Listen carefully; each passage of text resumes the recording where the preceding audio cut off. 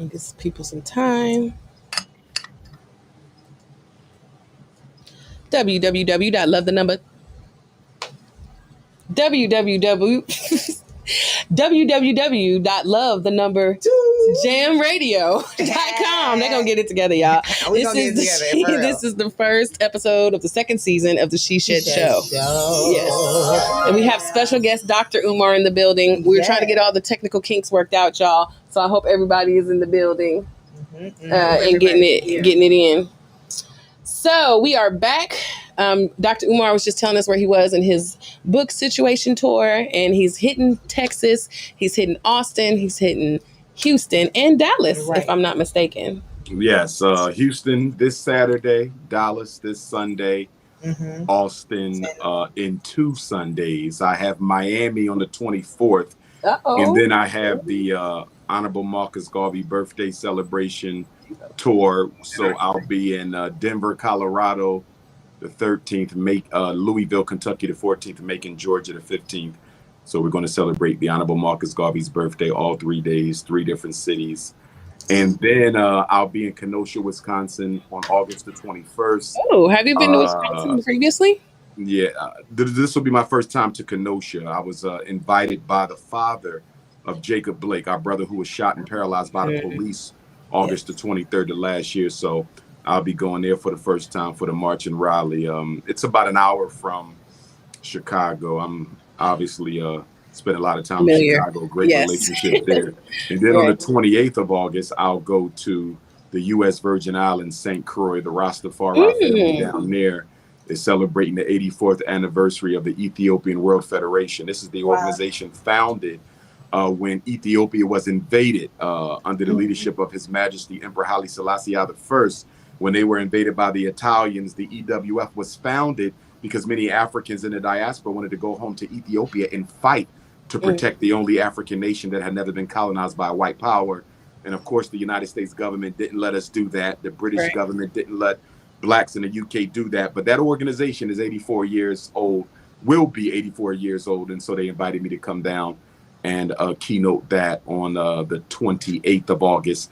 And then September the 11th, 911, which is Ethiopian New Year, we'll be having our first annual Unapologetically African Festival at the Frederick Douglass Marcus Garvey Academy. So all of you ladies are invited. All the listeners are invited. That is if you're supporters of Dr. Umar. If you're not supporters, please stay home. But it's going to be an all-day festival. We're going to have singers, speakers, performers, games for the children, big giant swimming pool for the kids, face painting, vendors, music, food.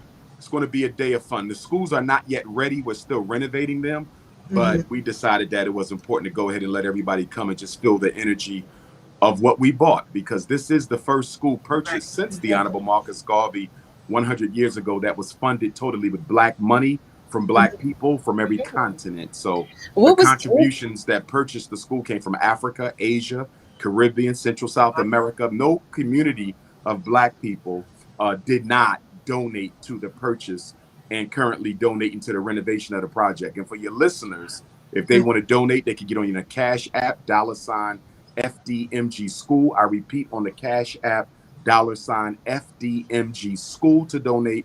And the donations are tax deductible, by the way. And on PayPal, paypal.me/FDMG Academy. I repeat, paypal.me/FDMG Academy. And if they go to drumarjohnson.com, they can even join the Loyal Donors Club, which is a club of brothers and sisters who make automatically monthly contributions. $50 is Bronze Club, $100 is Silver, $250 is Gold, $500 is Platinum, and $1,000 is Diamond. And it is the brothers and sisters from the Loyal Donors Club who will make up the volunteers and the staff at the first annual Black Power Block Party on September 11th. Why September 11th? I'm just curious. It's Ethiopian New Year, and Ethiopia is one of the oldest African civilizations in the world. And so if the oldest African civilization in the world begins their new year on September 11th, we saw it as a metaphorical a metaphorical beginning for us as well. In other words, this will be the first event on the campus. What better way to do it on the same day that our oldest African civilization recognizes their new year and their new beginnings, September 11th. So why should it not be a new beginning for our children as well? I agree. Well, I know the ladies each had a question they wanted to address, so I want to open this moment and go ahead and let them. Well, I wanted to ask a question, Dr. Umar, about the curriculum that you're going to have at the Frederick Douglass and Marcus Garvey School. I was wanting to know if you will be incorporating, or if it's a good idea to incorporate teaching the young men about finances and entrepreneurship. We will have 6 core curriculum in addition to math, science, language, and social studies, because that's required. So in addition to those 4, we have economic and financial science, which is what you're referencing. Yes. Dietary and nutritional science, how to eat to live. Okay. Agricultural and agronomical science, how to live off the land and grow your own crops. Political and military science, which is understanding white supremacy and to understanding how Black people got in the condition that we're in, which also includes African self-defense, both with weapons and without weapons. There will be a Marcus Garvey Jr. Gun Club. Our boys will get their first gun from the Frederick Douglass Marcus Garvey Academy. You better stop it.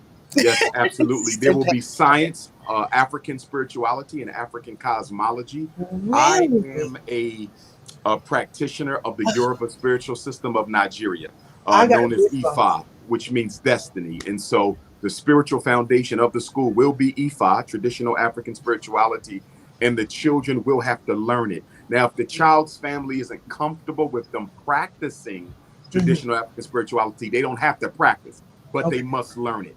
And if a parent isn't comfortable with their son learning about traditional African spirituality, then they cannot attend the school. There is no opt-outs of any part of our curriculum. Every child will get the same thing. Nobody's religion is more important than the resurrection of African people. I've had one father reached out to me. He's a big supporter, but he said, Dr. Umar, I'm a Christian. I can't let my son learn anything about traditional African spirituality, which to me is contradictory, because African spirituality created Christianity. It created Islam. Every religion is a child of traditional African spirituality. Jesus gave you nothing new. Moses gave you nothing new. Muhammad gave you nothing new. I can show you everything they taught in traditional African literature and teachings. But again, the brainwash of Black people has it such that we are afraid of our own God-given African spiritual power. But getting back to the topic, the last of the 6 sciences will be the science of the Black man, woman, child, and family.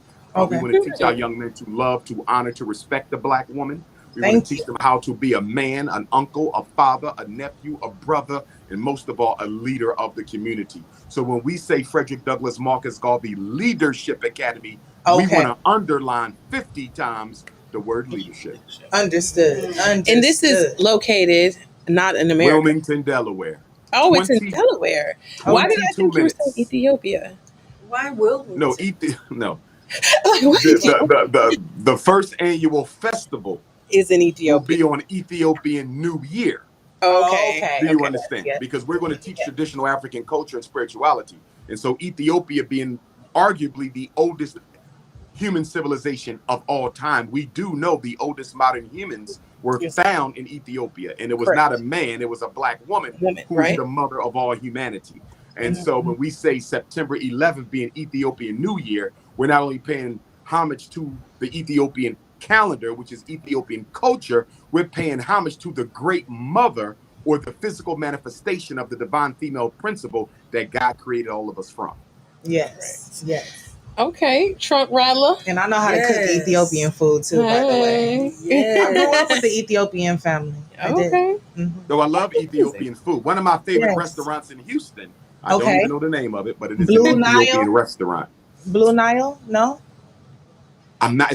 They have a beautiful ambiance. There's like a bar, then there's a separate eating area. It's on a main street in Houston. I never remember the name. They know me well though, because when I go in there, they always come up to me and take good care of me. But they have some of the best food. Yes. You know I'm trying to slide over there. Yeah, I love the food there. Love the food there. Okay, super duper trunk rattler. And let me also say this for the listening audience: if anybody wants the flyer for Saturday, Houston, Sunday, Dallas. They can text my direct cell number, 215-989-9858, 215-989-9858, if anybody wants the flyer for the events. And they're free. You don't have to register. All you have to do is show up. There will be a vendor market at the shrine as well, outside. So make sure you come out and buy black and support all of our vendors as well. Saturday. Sure. I know she has her question, but before we switch subjects, I do want to ask how people can get the information if they do want to send their son to the academy and get them all of that will be forthcoming when we get to that point. Right now, we're still in renovation stage, so I don't even want to get parents hype by putting an application online and no. I want to make sure we have our certificate of occupancy to occupy the building again. We have 4 buildings, by the way. 4 buildings. It is a campus. We have 2 schools. We have the Honorable Marcus Garvey Elementary School. That's the one we're focusing on renovating first because it's the smaller of the 2. And then we have the Honorable Frederick Douglass High School, which is the larger of the 2. And both schools have a gymnasium as well. So we have 2 schools and 2 gyms. And by the time the campus is totally renovated, FDMG will be the largest independent black school in the United States. That's exciting. It really is. We must protect Dr. Umar at all costs. Do you hear me? And if you want to work at the on school, a t-shirt. If you want to work at the school, you can send your resume. Resumes are being accepted. So we are accepting resumes. Okay. FDMG resumes at gmail.com. I repeat, FDMG resumes with an S at gmail.com. Yes, we need math, science, language, and social studies teachers, but we also need sisters who know how to do natural hair. We need brothers and sisters who know how to farm. We need brothers and sisters who know how to do traditional African martial arts. We need brothers and sisters who know botany, brothers and sisters who know how to build websites, do documentaries, brothers and sisters who know how to do community organizing, because this will be one of the most non-traditional schools you have ever seen. Not only will our children be masters of the academics, they will be masters of the practical side of community empowerment. We want to be able to send our children all over the world in organized black communities. So this is a nation building academy, and it's probably the first true independent black nation building academy in American history. Right. Now, is it going to be specifically black operated as far as, are you hiring any other race of teachers, in order to avoid, now we are independent, so there's no white money coming in. So we're not charter republic and we're not obligated to those laws. But as you know, there are federal laws that we are obligated to, such as the Civil Rights Bill. Exactly. And as you know, the FBI and the CIA and the Homeland Security and everybody else is watching every step that I take. So we may have to hire a few non-Africans to operate in the school, so we're not accused of discriminating against people on the basis of race, which is against Delaware law. So we will probably have some non-Africans there, but regardless of a few non-Africans there, our focus, our curriculum, and our agenda will not change. Okay. Right. A little affirmative action for the non-melanated individuals. Yeah. It's beautiful. I'm sick. Okay, go ahead. But yes, indeed. For brothers and sisters who want to work or volunteer, they're encouraged to send their resumes. If you're not yet done college, or if you're still building your resume, still send it anyway. You can always send a revised one, but you must make sure you include a cover letter. And that cover letter should include why you want to work at this school. And that cover letter is just as important as the resume itself, because if you can't tell me why you want to be at this school, if you don't have a good reason, then naturally I'm going to be a little uncomfortable with that application. You also need to have a photo of yourself, okay? Because pictures are worth 1,000 words. And I need to see who you are and the energy that you bring.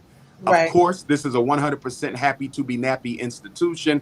No disrespect to my process sisters, but you can't work at the school unless your hair is 100% natural. No weave, no perm, or no European hair color. This is unapologetically African. Ooh, this is amazing. I'm going. Okay, Leslie.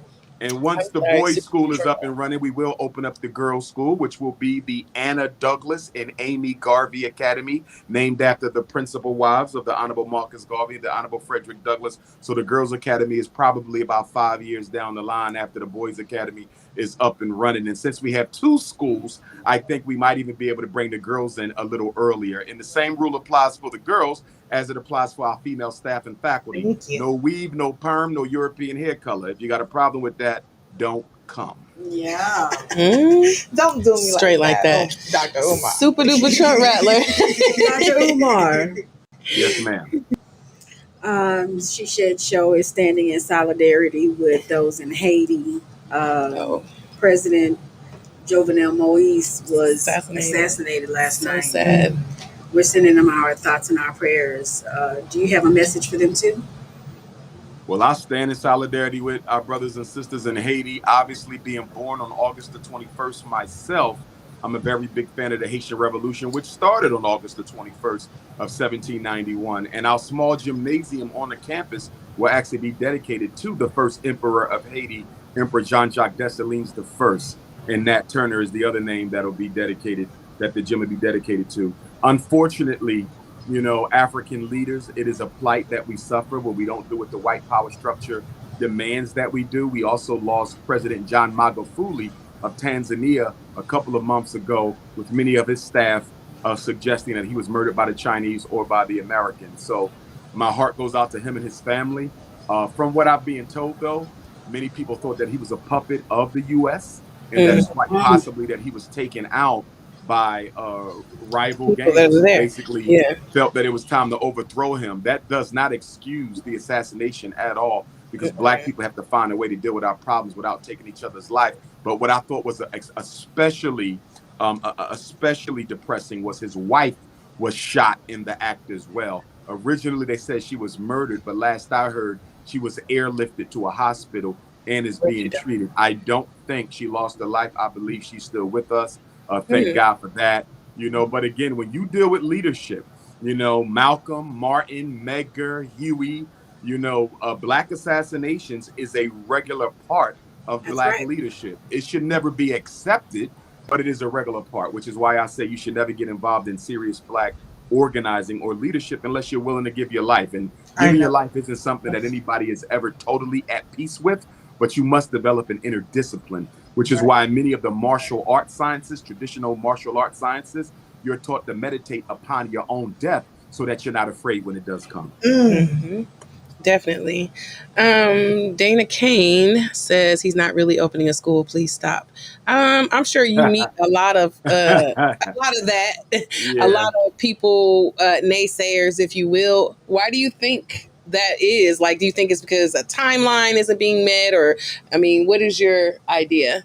Well, the issue of a timeline is totally irrelevant, because what else is Black people building right now? I mean, we're so impatient for my school, but why aren't we equally so impatient to build schools in every Black community, build hospitals in every Black community, build banks in every Black community, build the supermarkets, build the distribution networks, build the hotels? I mean, if people are so impatient about the Frederick Douglass and Marcus Garvey Academy, why aren't they showing that by rolling up their sleeves and building institutions themselves? It is very hypocritical to cry about this one school when there's so many other institutions we need to be building. But I'm not upset at the haters. I am a psychologist by training. I do understand that Black people suffer from post-traumatic slavery disease. Our greatest pastime is destroying one another. Garvey went through it. Can you run that back again? Post-traumatic slavery disease. Hold on, get your pen out, babe. Get your pen out, queen. Post-traumatic slavery disease. And it is contagious. Hanging around coons is very contagious, which is why whenever I see a coon, I try to get away from them. You know, we have a mask for COVID, but we need a mask for coons to make sure you don't catch the coon crisis. It's easy to catch, apparently. Oh, it's very easy to catch. But see, let me say this to you, ladies, without giving them too much attention, because 99% of all African people love Dr. Umar. If they didn't, there's no way we would have raised that money to buy that school. If we didn't, there's no way we would have raised the money to renovate the school. And if we didn't, I wouldn't be the most requested Black scholar in the world 11 years consecutive. So there's nothing but love for me in Black America. There's not a city I can go to. There's not a country I can't go to. There's not a continent I can't go to and get love. There's no name you can name of a Black scholar walking this earth that gets the love that I love. Nobody gets the love that I love. They don't get it in South Africa. They don't get it in Ghana. They don't get it in Houston. They don't get it in Jamaica. They don't get it in Canada. They don't get it in London. They don't get it in Australia. So the haters are really just a small part of the issue. But here's what I wish they would do, though, in addition to finding something else constructive to do with their time. I want my haters to be honest haters. And let me tell you what I mean by that. Hold on, Dr. Umar. You want them to be honest haters? Honest. Honest. And y'all know what I mean by that. Remember when you was in school? Remember when you was in school, high school, middle school? If somebody didn't like you, you knew it and they stayed away from you. Right. Remember that? Yes. And if you didn't like somebody, they knew it and you stayed away. That's what you call an honest hater, an honest enemy, an honest detractor. Dr. Umar has very few honest detractors. Most of my detractors are dishonest. And what I mean by that, ladies, is they will come to the block party. If you don't like Dr. Umar, what are you doing at his block party? If you don't like Dr. Umar, what are you doing? Why are you even listening to this interview? Why are you even here if you don't like this man? Right. Why did you come to his lectures if you don't like him? What I'm saying, ladies, is they really love me. The haters really love me. My haters are negative admirers, is what they are. Because of their own self-esteem issues and their own life failure issues, they find it difficult to support me. But at the end of the day, deep down inside, there's a piece of them that cries for the light that Dr. Umar shines into their evil souls. Tell it. Yes. Tell it. Okay. Real and Ratchet on YouTube said, calm down. When's the school opening again? It'll open before you open one. You know what? I'm not into all this post-traumatic slave disease is running rampant in the city. But I tell you what, they will be at the shrine. I know. And they will take them same people. We want to take a picture with you. And we'll take a picture. And them same sisters will give me the tightest hug they can give me. You understand? I do not have honest haters. Yeah. We really thought you was going to be here for real. I'm not even going to lie to you. Hugs were on deck. I'm still in Philadelphia, ladies. I gotta. Okay. You know, I still go down to the school because Wilmington is our backyard. Right. Was it like a couple hours? It's 30 minutes from my front door. Oh, it's not even hours. Wilmington, Delaware is 30 minutes from Philadelphia. I can get to the school from the Philadelphia International Airport before I can get to my house. That's how close, it is. Which means you can live in Philly and work at the school. In other words, a lot of my teachers may very well live in Philly. You can live in New Jersey. New Jersey is 20 minutes from the school. Philly is 20 minutes from the school. Baltimore. Baltimore is about 90 minutes from the school. Okay. DC is 2 hours. We are in a good location because we are at the intersection where New Jersey, Pennsylvania, Maryland, and Delaware meet. So theoretically, I can have students from all 4 states at the school. But they wouldn't reside there. Oh, I'm sorry. Go ahead. I'm sorry. It's up to the parents. A lot of parents are moving into Delaware. There's a lot of people I know who are buying homes because they absolutely want their children to experience the Ifa Tunde experience. They want them, and just so you all know, I will not be just a principal. I will be a principal teacher. And what I mean by that is when you look at the history of education, the principal was originally made principal teacher. That meant that in the original days of American education, the principal was also a teacher. It's like a player coach, if you will. Right. You see, and so I will be a player coach. I will be a principal teacher because I'm going to be the history teacher at the school. Because if you're sending your son to my school, obviously you want them to learn from me directly. Right. If I'm just supervising everybody else and your child is not learning from me directly, it kind of defeats the purpose. I have to make sure your son is getting the Dr. Umar energy. And the way I'm going to do that is by being the history teacher myself. Exactly. Dr. Umar. Yes. Yes. You say commitment to your race means commitment to a Black woman. Absolutely. Could you elaborate? Say that again. Could you elaborate? Yes, you have a lot of black men who think that they are loyal to the black freedom struggle, but they go home to an alien. That is a contradiction. You cannot be married to an alien, which is any woman outside the African race, and claim to be loyal to black people. How can you be so loyal to black people that you're not even loyal to the black family? The race is a collection of nations. The nation is a collection of communities. The community is a collection of families. So if you don't have a black family, how in the hell are you going to be loyal to the black race? It's a contradiction. What about people that are already mixed? Like, say they come from a mixed family, you know? We accept mixed race Africans. I don't have a problem with an African with a white mother or a white father because they're not responsible for how they came into this world. However, I'm going to hold them to the same standard as I would hold you. And that is, are you biologically African and are you psychologically African? And by psychologically African, I mean, do you identify with us? Because there's a lot of mixed race Africans who don't identify with us. They want to be called mixed race. They want to be called multiracial. They don't want to be called black. And those are Negroes who I don't identify with, and I don't claim you. If you ain't proud enough to be an African, then I'm not proud enough to want you to be a part of my African family. So I let people decide where they are. I don't go around recruiting people. I don't go around forcing people to be black. As far as I'm concerned, being an African is an honor. And if you don't want it, we don't need you. All right. Like that.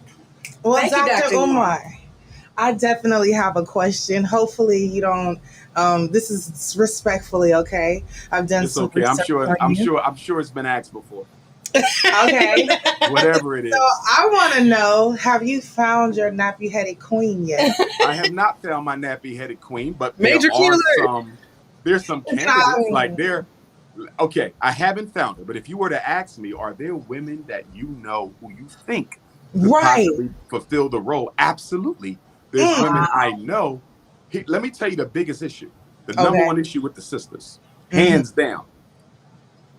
Most of the women who are interested in me, who would be good wives even, are not engaged in any regular activity that is beneficial to the community. But but what about when she meets you and then you guide her and you guys do it together? But and I don't have a problem. Here's my issue. I'm Dr. Umar. I'm the leading Pan-Africanist in the world. I'm the leader of the Black conscious movement in the country. Okay. The woman I marry should already be doing for the people. She shouldn't be waiting to marry me. Any woman is going to do my work.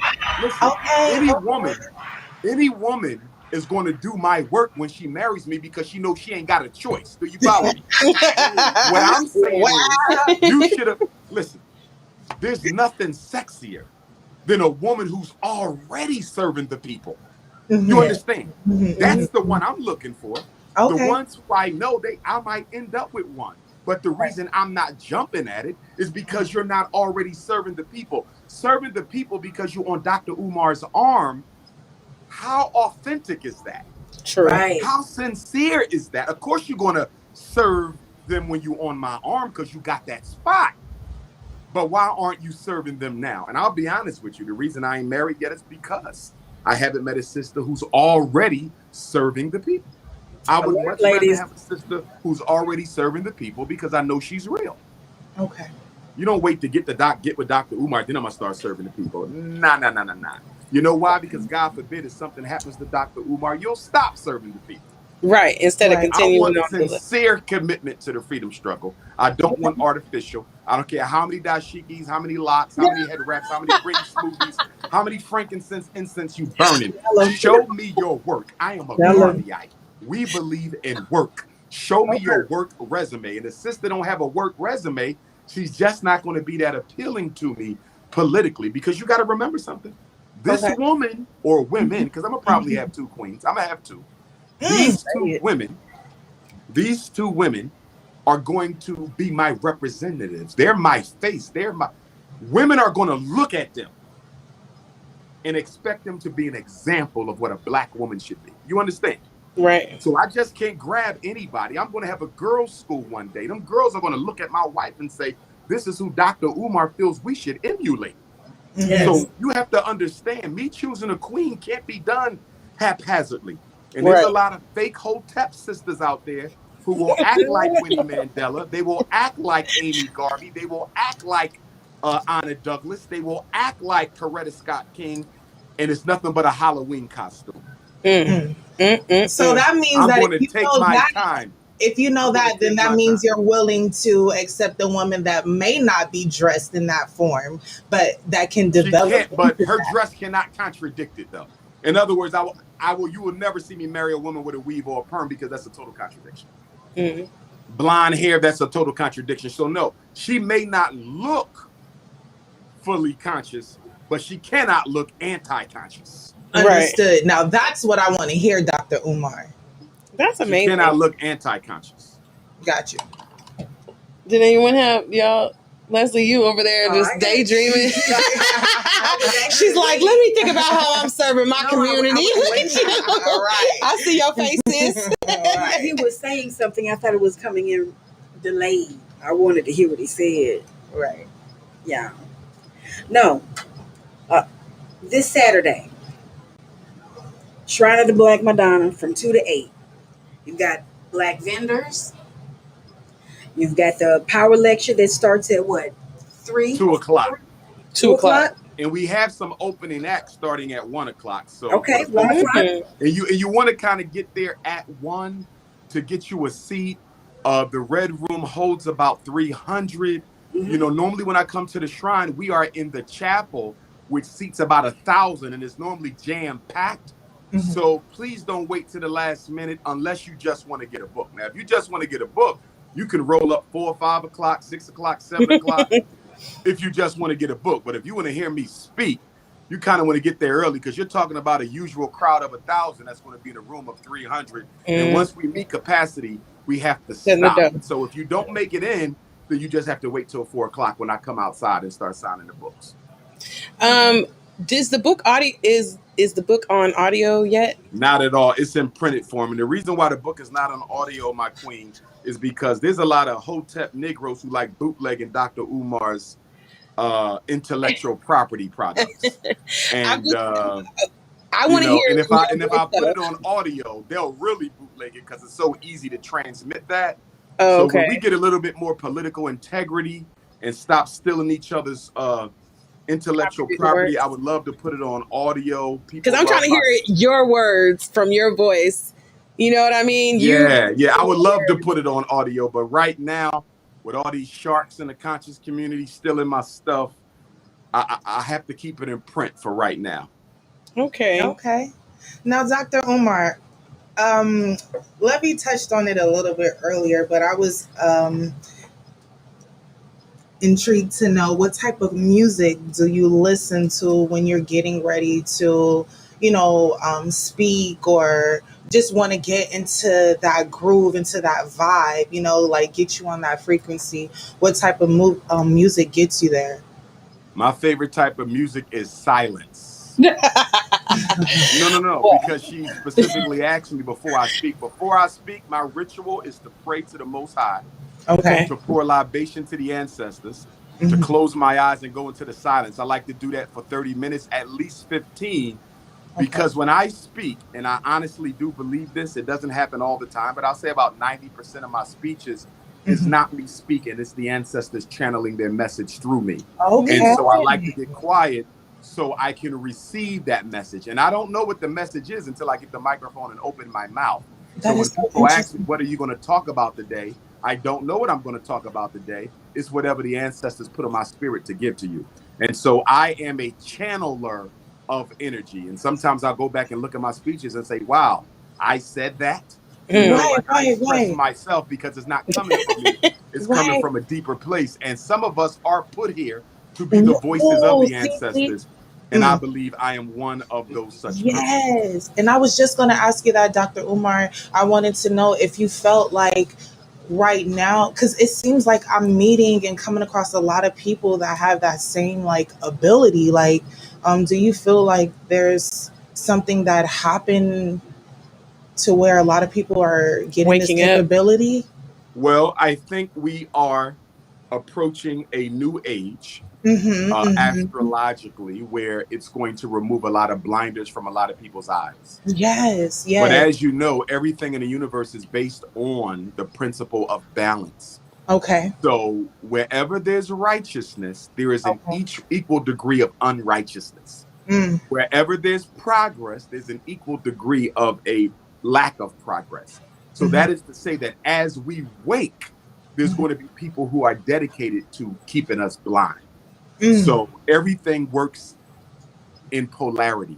And in African culture, we're taught not to fear the negative or fear the evil, but to recognize that good and evil actually works together towards your fulfillment of your divine destiny.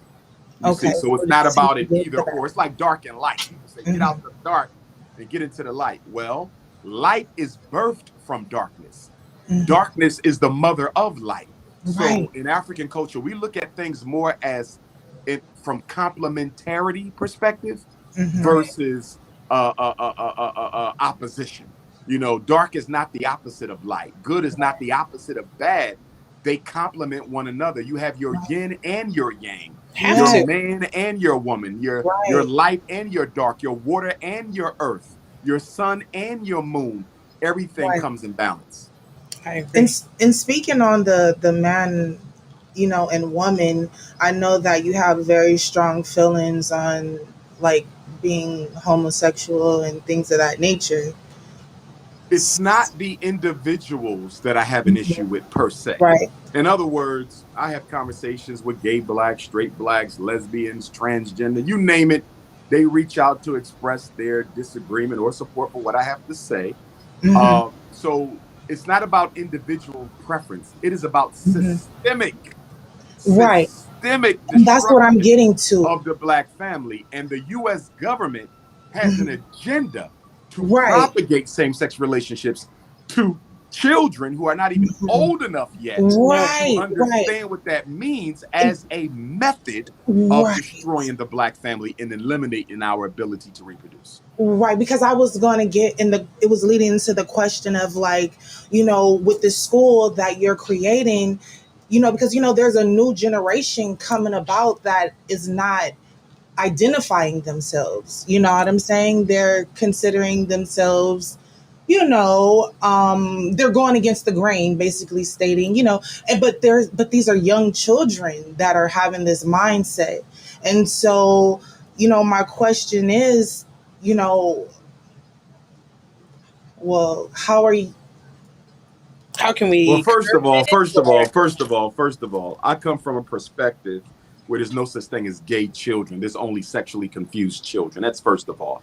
You cannot tell me you're gay at 3 because at 3 or 5 or 7, because you are not yet at the age where you have developed the biological capacity to reproduce. So you do not yet have a sexual urge. You understand? So if you do not already have the urge from Mother Nature to reproduce yourself, how in the hell do you know what you like? So again, a lot of this is propaganda. It is indoctrination.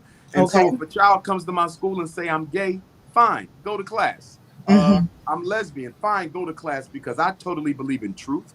I totally believe in my ancestors. I will not address the LGBTQ thing directly at the school because I don't have to. All I have to do is show boys what manhood means and they will love it, and show girls what womanhood means and they will love it. So in no way, shape, form, or fashion am I even concerned about gay kids showing up at the Frederick Douglass Marcus Garvey Academy. If we do what we're supposed to do as African men and women practicing within an African paradigm, everything else will take care of itself. Speaking of systematic situations, and I know we're coming to the end of our little time with you, which we appreciate. I so enjoyed. What are your thoughts on the Bill Cosby situation? I'm glad he's out. Okay. I believe he's innocent. Alicia Rashad getting the backlash from Howard after. I'm glad she stood by him. That's what you call a real friend. That's what you call a friend. When a black man goes down for that type of a crime, and to have a black woman stand by you who is not your mate, that's what you call a friend. And we don't have many of them, because I can't think of another soul who stood by Bill Cosby like that black woman Felicia Rashad did. Shout out that's to what Felicia. you call a friend. Because so a lot of us, we use that word very lightly. Why do you think Howard is kind of like turning its back in a way? Like, I'm really kind of shocked. Howard is, first of all, and I love Howard University. It's the mecca of the HBCUs. But that does not mean I am not aware that Howard University is the #1 recruiting institution for Black FBI agents, and it is the #1 recruiting institution for Black CIA agents. Howard University is a U.S. government project, and as a U.S. government project, the government cannot allow anyone who is not pushing the aggressive feminism campaign or the aggressive LGBTQ campaign or the aggressive multicultural campaign to really have a safe haven there. Howard will beacon and will support whatever government agenda the U.S. Congress or the president wants to push. Howard belongs to the government of the United States. It was named after a white Union general, and it is funded heavily by the U.S. government.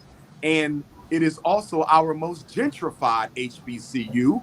And if the amount of non-African Americans continue to go to Howard University, one day Howard University may no longer be a Black college. Exactly. I said in that. In other words, I'm not surprised they're doing what they're doing because they're in the backyard of the White House. I'm surprised just on how much Bill Cosby and his wife have donated over the course of, I'm talking a cent, you know what I mean? So many, a decade. They gave the single largest private donation to an HBCU ever was done by Bill and Camille Cosby to Clark or Spelman. It was I think it was Spelman or Clark. They gave $20 million. It's the single largest donation to an HBCU, private donation by an African American. And when he was accused, they turned his back on him. And that university that him and his wife gave $20 million to distanced themselves from that man. And then they had the nerve to say, we're going to return the funds that we didn't use. No, you don't return the funds you didn't use. $230 million back, damn it. You don't give me the change. Yeah. You don't give me the change. You give me my whole $20 million back. You don't spend my damn money and say, because the white folks is mad at you, we got to be mad at you too. And so we're going to give you the change. I want to know how much was left over. Me too. $230. But it just shows you how we as Black people are. White America has convinced us to be absolutely afraid of feminism, LGBTQism, and multiculturalism. Black people are afraid of everybody and everything, but nobody's afraid of Black people. That's the realest shit I never wrote. Really, though. Real spit. I'm definitely... Well, once again, you've blown my mind, as per usual. I always... You know, I keep up and watch your videos and your posts and stuff like that. And it does kind of seem like you've heard it all. Like, I mean, literally. I've heard it all. I don't know if I can get a new question. No. Right. You know, I've heard it all. And I appreciate y'all because this was a very productive conversation. And a lot of times when I do interviews, I'm going to be honest, ladies. When I do interviews, especially new interviews, I never know what I'm walking into.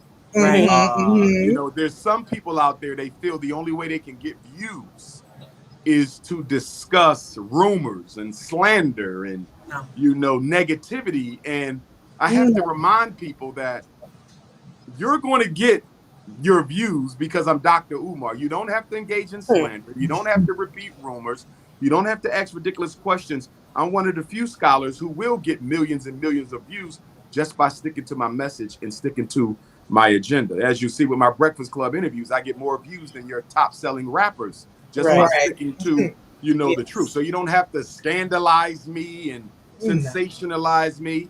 You know, there's more than enough I'm going to say about the school-to-prison pipeline that's going to make people listen. There's more than enough that I'm going to say about the political situation facing Black people and the economic situation facing Black people that's going to get you your views. You don't have to scandalize my name to get people to pay attention to you. Right. But unfortunately, that's the way YouTube is now. You know, slander sales, gossip sales. Nobody cares about the truth. We definitely approaching this from a different angle just because, one, you've been here already. I'm going to emphasize that. You've been here already. So we kind of, and it was 3.5 years ago. Like the last time you came to Houston, basically. You know what I mean? So ever since then, I've been following and just knowing all I can say is we have to protect Dr. Umar at all costs. Period. I appreciate it. And I do have a level of spiritual protection.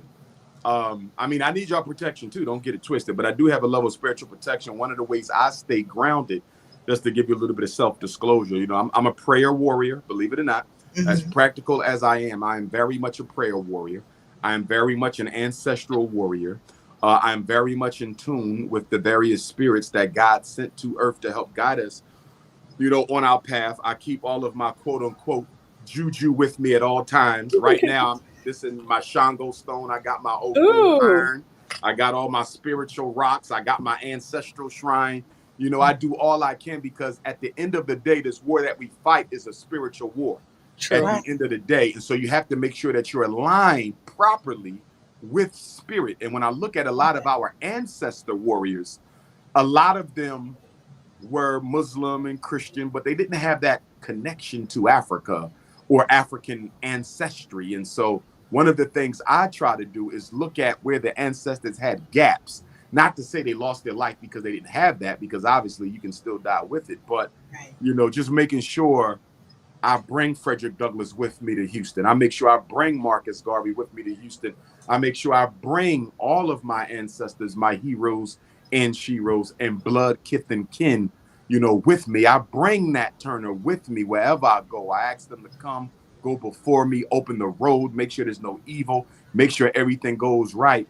And I do that before I get on a plane. I do that before I walk into the event. I do it when I'm there, because I know everybody coming on Saturday doesn't have a place in their heart for me. I know everybody coming on Sunday doesn't have a place in their heart for me. There's evil people amongst us too. There's black devils and white devils, and so I try to make sure that I'm always in alignment with divine power, so I can see through the smoke screens and the illusions that a lot of these fake people, carry with them. And they operate behind that. Right. Do you have any advice to give someone that's trying to get more aligned with the ancestors and really kind of focus in on basically lining themselves up? The proper answer is you need to get your ancestral initiation. I mean, that's the proper answer from an African traditional perspective. I mean, that's going to scare the Muslims and Christians, because those religions have taken them away from the African culture, but to get your ancestral initiation, which is a very private, a very personal process that you go through with a trained priest, priestess, a team, a spiritual team, and you can do it through any African tradition. Okay, but it is a spiritual process that puts you in contact with your blood family so they can walk with you properly in this life. I have my ancestral initiation. Okay, there's nothing you can do greater than that to really get in alignment. One of the biggest things that slavery did was it stripped us of our ancestral relationship, and the Islam and Christianity came in, and they also stripped us of it, because in the Bible and the Quran, there's no mention of your ancestors, and those are your angels. Those are the real angels, because the ancestors are sent by God to be your first level of protection. You see, so if you ain't dealing with the ancestors, you ain't really dealing with God, because they're the chain through which you climb to get back to heaven. So there's no such thing as I'm dealing with God, but I'm ignoring my ancestors when I came through the ancestors. But I would tell people, pour your libation every morning. Pour it every night. Close your eyes. Tell the people what that is, because a lot of people on here may not be aware of the libations. Libation is a ritual of pouring water onto earth, which symbolizes the semen of the penis and the vagina of the woman, which is how you get life. The crops are fertilized by the water. The earth is feminine, okay? And the water fertilizing the earth, that act is a masculine act of masculine energy entering the womb, the great mother, and fertilizing the seed. That's how crops grow. That's how babies are planted. That's how everything develops, through the coming together of masculine and feminine energy. That's how you get life. The Christian cross in and of itself, before the Christians used it, that was the sign of the African phallus. It is the penis of the man entering the womb of the woman, and the cross, where the 2 points meet, that's where the vagina meets the penis. We're not talking sex, we're talking biological reproduction. This is not about lust, it is about life. You see, just like the breasts of the woman have been objectified and sexualized by the white man, but the breasts of the woman were not sexual objects in African culture, because breasts are for feeding children. But through slavery and beyond, European culture has sexually objectified every part of the black woman's anatomy. So your buttocks, your anus is now an object of sex. Your mouth is your ears is an object of sex. Every part of your body is an object of sex. it has been perverted, and that has come through European culture. So we have to undo all of that. That's why when I was in South America, we went into an African village. All the women were, their breasts were out. Right. All of their breasts were out. Wait, hold on. What's this called again? Men. Where is this at? I need to go there because I belong there. I belong. You know, it was no issue. It was no issue with the women. It was no issue with the children. The boys weren't hypersexualized because the women breasts were out. Because again, in our culture, the breasts were for feeding the children. Right. It was not about sex. That's why I ain't got none of them. You see, but the Europeans have sexually objectified black women, and we as black men have to go through the psychological process of objectifying our black women. We should not see coochie and vagina every time we look at a black woman. We see a person with a soul and a heart and a mind. Look at this. That is we're talking about right now, ladies, the reasons why we need the Frederick Douglass and Marcus Garvey. Exactly.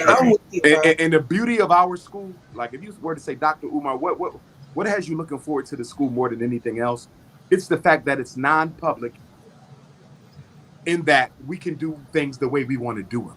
Right. If I want to take them camping, I can take them camping. If I want to take them to the rifle range, I can take them to the rifle range. If we want to go to the beach, we can go to the beach. I don't have to call the superintendent. I don't have to call the local school board. Right. We decide how. And there's nothing wrong with that. But what about, okay, so at the end of this, because I know forming a school, they go through processes of as far as getting the curriculum, you know, I guess matriculated, where it's like, okay, this at the Marcus Garvey School is equivalent to this. So basically after they get a degree, or, you know, what would be the end goal after they finish the school and they take this, they go to their respective communities to do what, you know, like what is their job? They will continue the way any other child continues in any school. So after they graduate, if they want to go to trade school, they go. If they want to apply to college, they go. If they want to go to business, they go. So it's no different. Graduating from an independent school is no different than graduating from a grade school. But one of the things I'm very much looking forward to, being a psychologist, we have a special advantage in that, you know, we're trained on how to develop tests. Well, and we used to the college I attended for my doctorate was a medical college.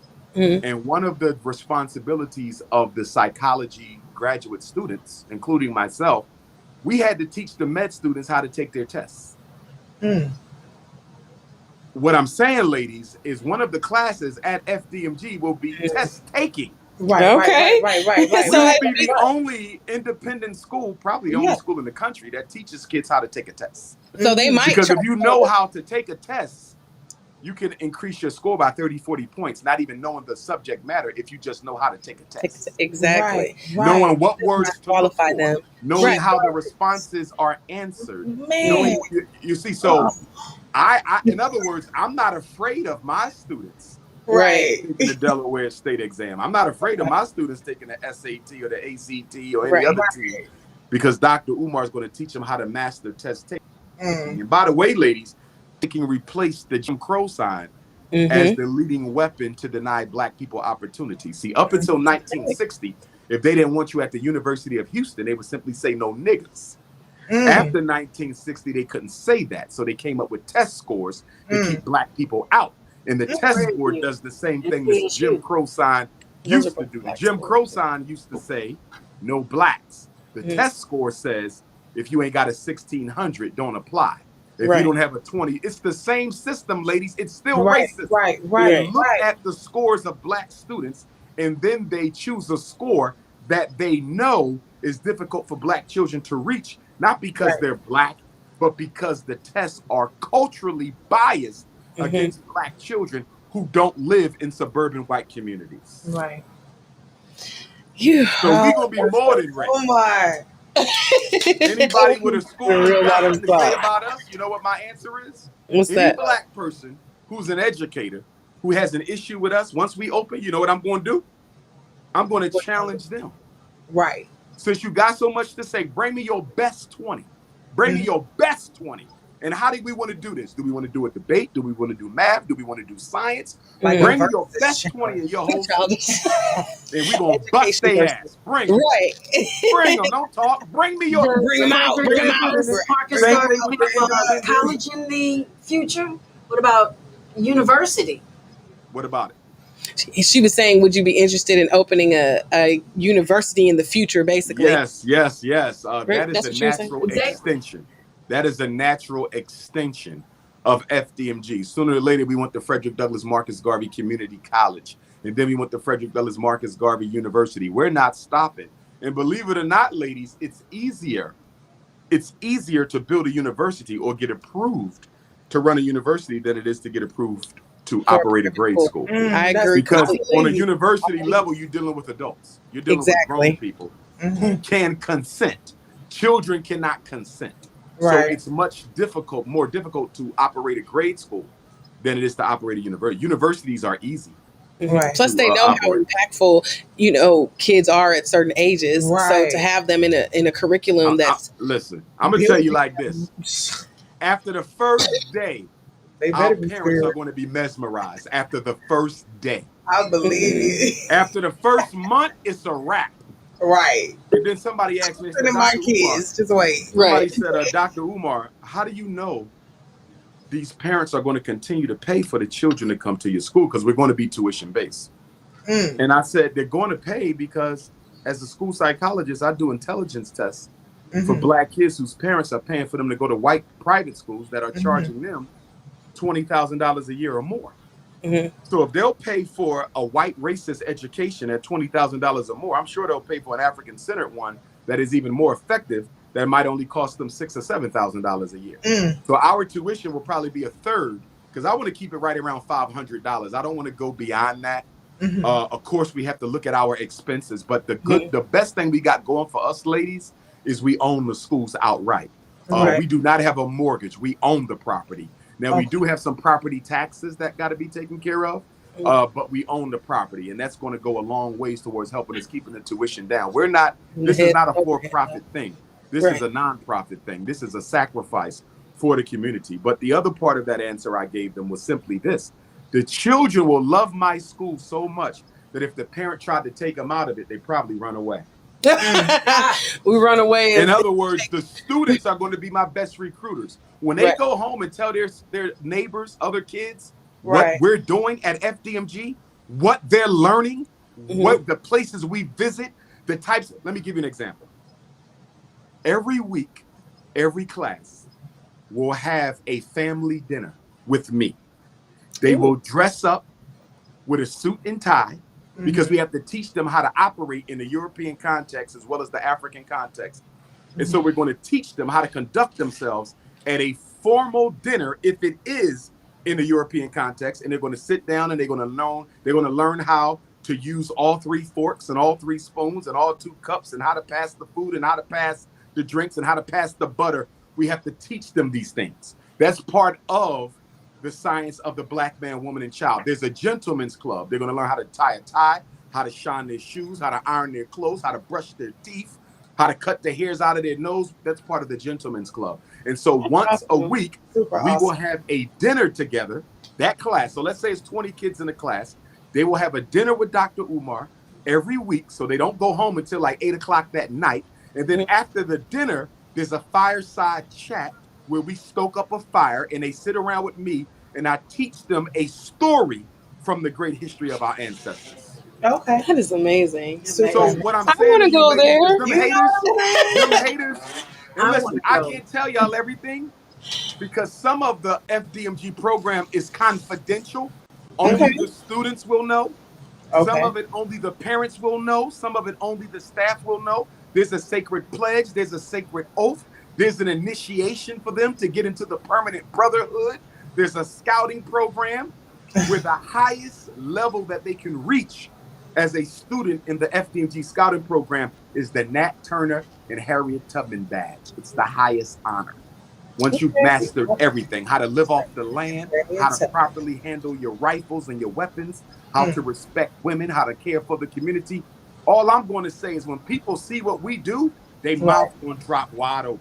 Right. And let me say that once we're done with the school in Delaware, we want to franchise the school. We still need one in Houston. And by the way, ladies, for the record, I was going to buy a school in Houston a couple of years ago, but they sold it. There was a school that was like an hour outside of Houston. I went to it with Sister Bianca, who's the hostess on Saturday. Shout out to her for reaching out to you guys so we can do this interview. And she went with me. And I was interested in buying it. I forget the name of the school. They even had a little dormitory and everything, but they sold it. So the first school could have been in Houston, but don't tell me we still need a school. I'm we a fireside. We need a school in Houston. We need a school in Dallas. We need a school in Austin. We need a school in Longview. We need a school in San Antonio. I wanted to ask you a question.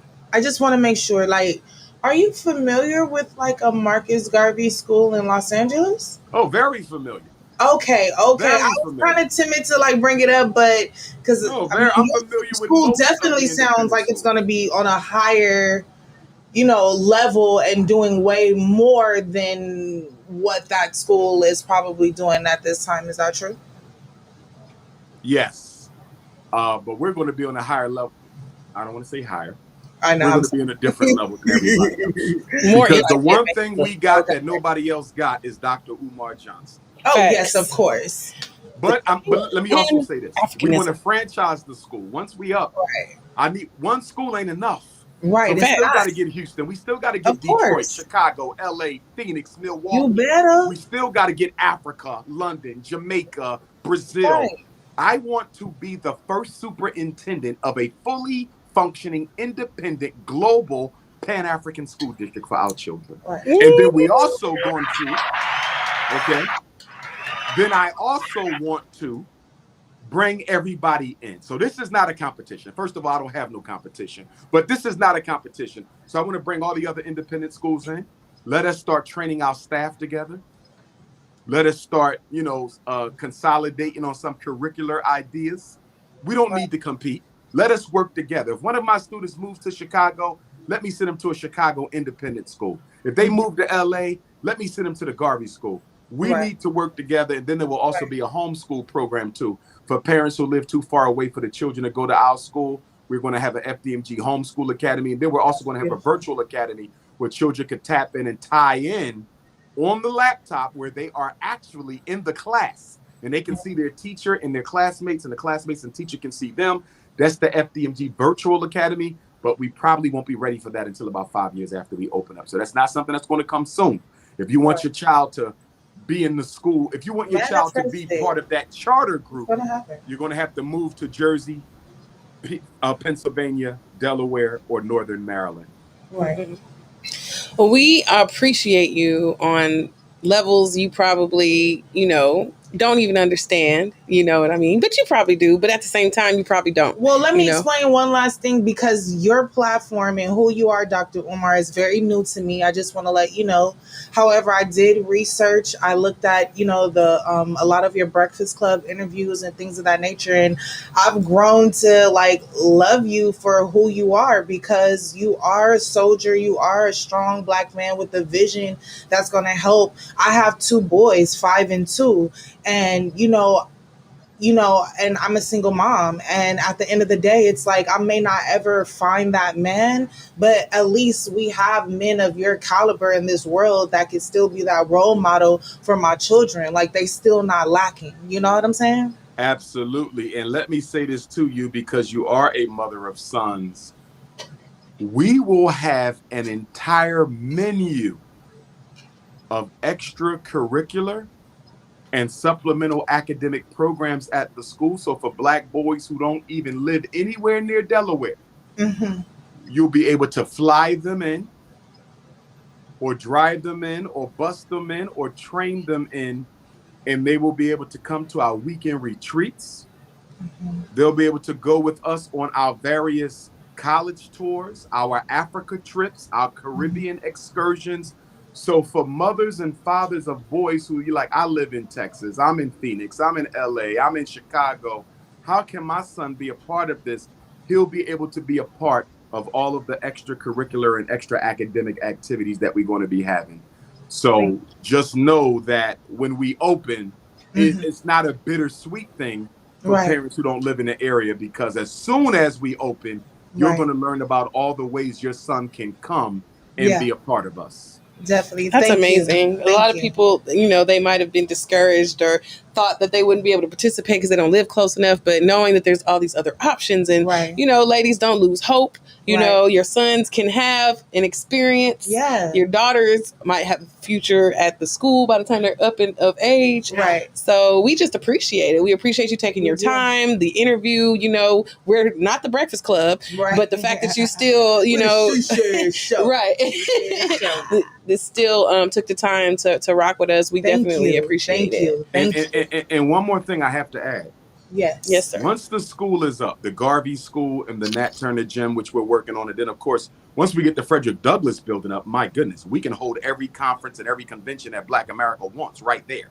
But I do want y'all to know that it'll be a school by day, but it'll be a Black university by night. So we will be having our fashion shows. We will be having our business expos. We will be having our Black women conferences. We will be having our midwifery conferences, our ex-offender conferences, our Black media conferences, our Black Wall Street conventions. We will be having programs for everybody at FDMG. And that's why I want everybody to come out September the 11th from 11 until 8 all day long, from sun up to sundown. We're going to have a lot of fun. It's an opportunity for you to come. And I might even be able to sneak some of y'all in there for a visit inside the school to see what it looks like. And we're going to have a very good time. So I'm just looking forward to meeting everybody on my terms, because I'm always used to coming to y'all, coming to Chicago and Houston and Detroit. Now y'all get a chance to come to me. And see what we're doing. And take a picture with me on the red, black, and green rock. So we have the sacred RBG rock that everybody has to come and rub for good luck right in front of the Frederick Douglass School. And we just going to have a lot of fun. And we might even have a little after party after the fest.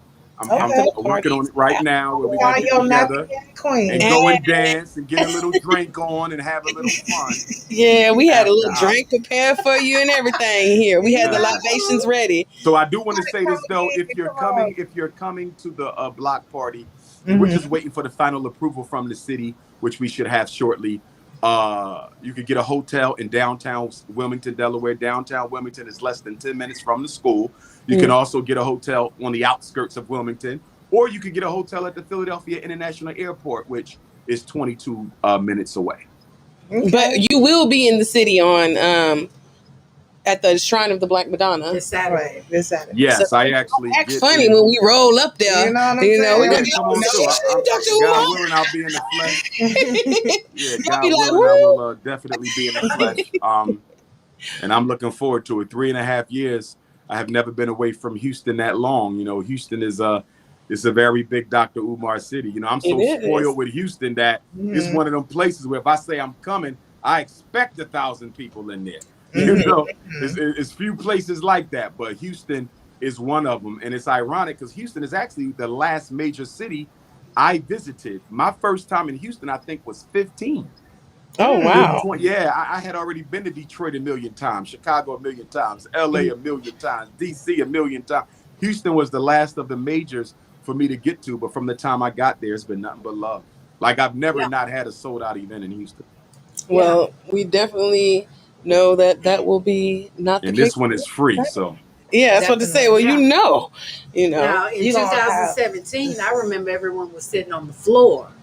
Yeah. That's how many people. It's always been special. So you better get there early, and it's free. It blew my mind the first time I spoke there. Right. I'd never been there. And I'm like, definitely got to get there early. Oh, yeah. And then I'm like, Chicago.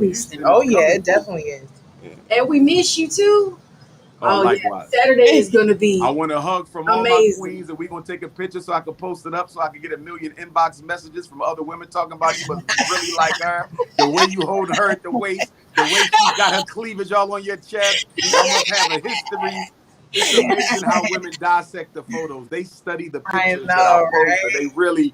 They even got theories. They say if you hold him at the waist, he like him. If you put the arm around the shoulder, he don't. That has nothing to do with it at all. Okay, if she's a little shorter, I might put my arm around the waist. If she's a little around the shoulder, if she's a taller sister, then I might put my hand around the waist. Are you sure, ladies? Better put them heels on. Right, you better put them heels on if you want to get that waist action. Ain't nothing like a black woman. So I know that's right. Nothing like a black woman. Well, we thank you. This again is the first episode of the She Shed Show. And essentially the show just centers around the female perspective and, you know, stuff that we go through as women's. And next time I come back, we got to deal with male-female relationships. Yes. Please. We can do a show on that. Y'all just let me know when y'all want to do it. And that'll be a real good one. Trust me. Yes, it will. Because I'm working on my For Sisters Only book right now. Relationships are dating. The Rules of Romance. For Sisters Only, The Rules of Romance. That's the title of the book. And I'm basically telling women how to deal with men in a way that you'll end up with a good one. And you won't be taken advantage of by the not so good ones. All right. But I guess I'm about to start off by taking out this weave. Take it off. Listen, ladies, listen. If I can't grab it and pull it. You could grab it and pull it. It's sewed in. I want the natural. He done shut the whole show down. He is officially broken. that I need it natural. I need natural, divine feminine energy. I want the nappy kitchen. I want the roots. I want the locks. I want the fro. I want the blowout. I want the twisties. Oh, okay. It's nothing like natural. Okay. It's nothing like natural. Okay. All right. Don't get me wrong. I still love all my queens. Right. I love them all. Well, I'm glad you know what to do with it. I don't discriminate on the love. I love them all. That's nice. But when if you're going to work at FDMG, you got to be about that. Right. We should have like a ceremony for them to like cut out their tracks. You know what I'm saying? Oh, I'm a barber. I cut hair. I already told my staff if you want me to, I'll bald you and you can start. Right. Start from scratch, literally. But I mean, he's going to have the most beautiful women there, though. You know, because it's nothing like a woman in her natural state. Like, true. And not having to worry about not being in her natural state. Right. It's like we're going to have a natural hair care academy. So when we do have the girls' school, they'll be taught how to do their hair naturally. Right. And the girls will do each other's hair naturally. Right. I'm just telling you, I'm going to tell y'all like this. Not so many chicken heads anymore. I don't even like to talk about the school program. Right. Because it makes me want to cry because the school ain't ready yet. Do y'all feel me? It's coming. It's coming. It's coming. But as patient as I am, I've been frustrated in that patience. Because we've owned the school for 2.5 years yet, and it should have been up and running. And the reason why it's not, we were taken advantage of by black contractors. We were swindled out of money. We were robbed out of money.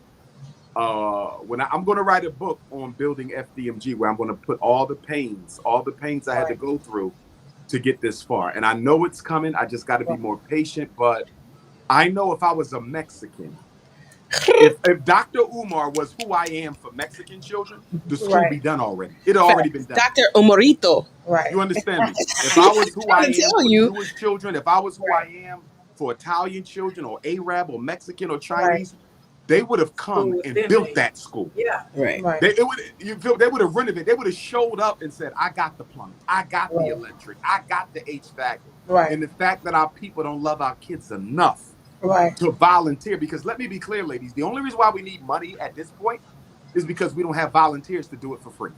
Right. Well, how much That's the only reason why we need money. If we had a group of brothers who were plumbers, say, we're going to do it for free, brother. You just get the supplies. Or a group of electricians, we're going to do it for free. You just get the supplies. Building it, yes. Nobody wants to do the work for free. Everybody wants to do it at market rate.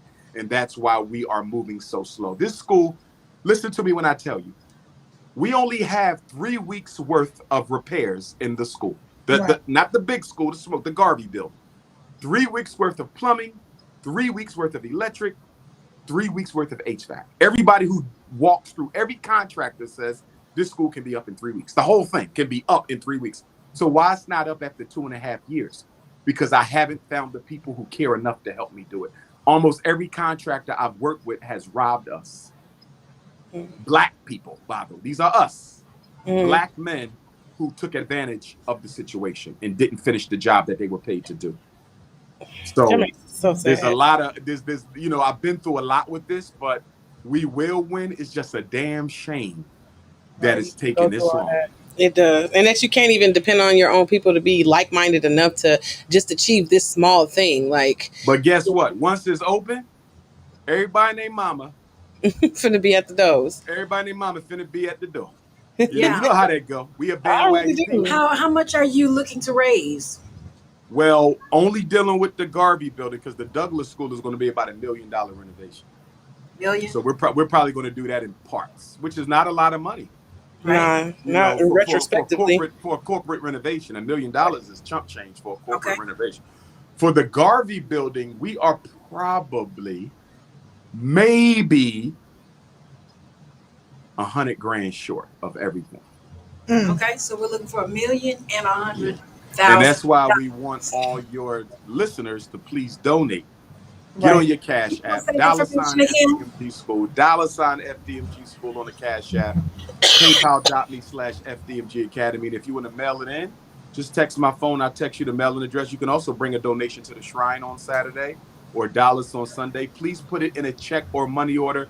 Don't give me cash. I like to keep a record of all donations. Okay, bring check or money order. If it got to be cash, put it in an envelope. Put your phone, your name, your email, or your mailing address. And that's important because when the school opens, we're going to be giving out certificates to all of our donors, beautiful certificates that you'll be able to hang up in your home showing that you donated to the school. So we don't want you giving money and there's no record of your contribution because you are a part of our history.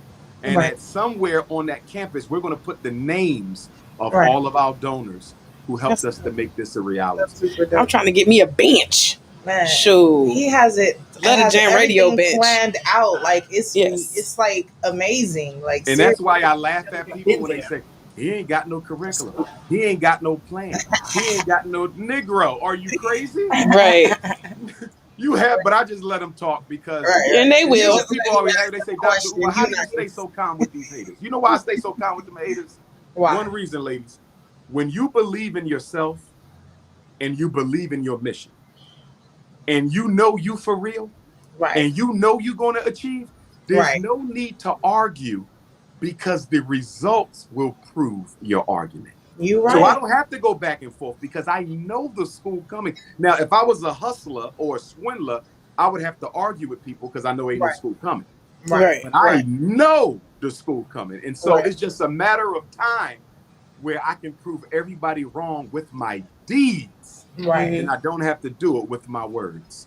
In the 48 Laws of Power, Robert Greene says, don't explicate, demonstrate. Prove through your work, not through your words. Come on, Mr. Greene. I love that book. It seems like every time I read it, I get a different. Anywho, so. And the short version of the book will be a part of the military science curriculum. You know, there's a short version of the book, the 48 Laws of Power and the 33 Laws of War. Yeah. Our children will be studying. Imagine your son in the 5th grade coming home with Robert Greene's book. Jeez Louise. Yeah. We are producing gods. FDMG Academy will be producing gods. Show me another school that produces gods. Right. Ain't there another? I'm with you. You a whole new wave. Yes, and indeed. And it needs to happen. It's necessary. It has to happen. Yes, and it is happening. Yes, it will happen. Yes. Well, we thank you once again. Like I said, I don't want to take too much of your evening, but we do appreciate you.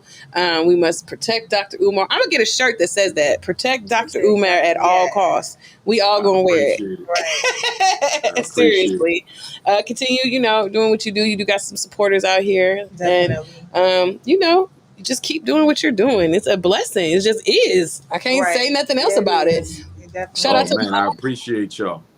Shout out to my Yes, for hooking this up, and we look forward to Saturday at the. Likewise. Right. See y'all, ladies. I can't wait to see y'all soon. God willing.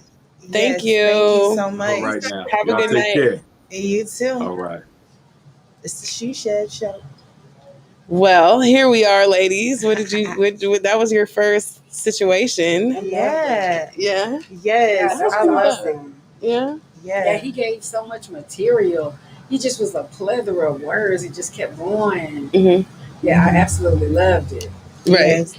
And he definitely has his whole vision planned out. That's what I admire about him so much, because when you're as focused as he is, it's going to happen. He's definitely locked in. Wait till you see him in person. So if you do get a chance to go out, it's a whole situation. Right. He's got to be, 6'4"?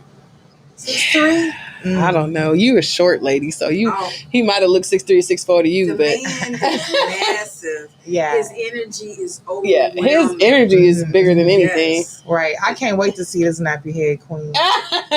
You might was messy like that. She's like, let me go ahead and get my weave out. You know what I'm saying? Before Saturday comes. You childish to put it back in on Sunday. You childish. Community service going on. I hate to hear. Well, this has been the first episode of the She Shed Show, you guys. Yes. They'll be back next week. Y'all want to go ahead and give them your social media? Definitely. It's your girl Lucky once again. You can catch me at true_lucky on Instagram. Okay, that is my my radio show Instagram right there. What about you? I am super duper _trunk rattler. SUPADUPA_TRUNKK rattler. It's a whole lot, y'all. It's a whole lot. We're gonna get into when you follow me, you'll get to her. Yeah, basically. You know, I got her back. I got it. Follow the breadcrumbs. Right. Yeah, we're gonna have one for the She Shed Show soon, so y'all can follow it to get both of them and their crazy antics and adventures. So I'm just very proud of you guys, and I appreciate y'all. I look forward to working with you guys next week at 8 o'clock. Okay, from 8 to 9. Yeah. Yes, this is a special episode. Okay. Yes. We shut the whole shit down for this shit right here. Right. You know. Thank you, everybody, for tuning in. Thank you. This is the She Shed Show. We're gonna catch you guys next week. Yeah.